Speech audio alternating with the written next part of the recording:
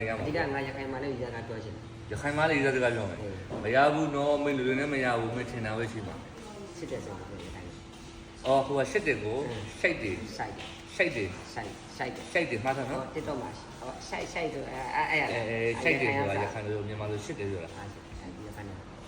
စားမယ်ဆို စားမယ်ဆိုရင် စားမယ် စားဖို့ စားဖို့ ဝမ်းဆိုင် အဲ့စားဖို့ဝမ်းစားရ စားဖို့မဟုတ်စားဖို့စားဖို့မဟုတ်စားဖို့စားဖို့ စားဖို့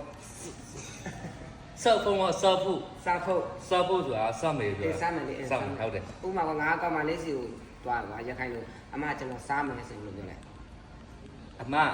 စားဖို့ အမစားဖို့စားမယ် စားဖို့ဟုတ်လေစားဖို့လို့ပြောတာအမောအမစားမယ်ဆိုတာပြောတာ မိုးလေထမင်းစားမယ်ကွာညီမလေးထမင်းစားမယ်ရခိုင်လို အမစားဖို့ရ အမစားဖို့လား စားဖို့ရ အမ စားဖို့ရ အမစားဖို့လား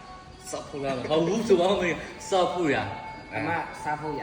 စားဖို့ရ စားဖို့ရ ထမောက်စားဖို့ရ အမထမင်းစားဖို့ရပြီးတော့လာမယ်ဆိုရင် လာမေလာမေလာမေ ကျွန်တော်လာမယ်ကျွန်တော်ရခိုင်လာမယ် ဟောရခိုင်ကိုလာမေရခိုင်ကိုလာဖို့ ရခိုင်လာဖို့ ရခိုင်ကိုလာဖို့မဟုတ်ရခိုင်ကိုလာဖို့ ရခိုင်လာဖို့ လာဖို့လာဖို့မဟုတ်ရခိုင်ကိုလာဖို့မဟုတ်ရခိုင်ကိုလာဖို့လို့ ပြီးတော့တွားမယ် ငါလာဖို့ ငါလာဖို့ ငါလာဖို့လာဖို့မဟုတ်လာဖို့အဲ့လေဒီဖုန်းတွေဥပဒေမထွက်တော့ရခိုင်စကားလည်းမသိတော့ရ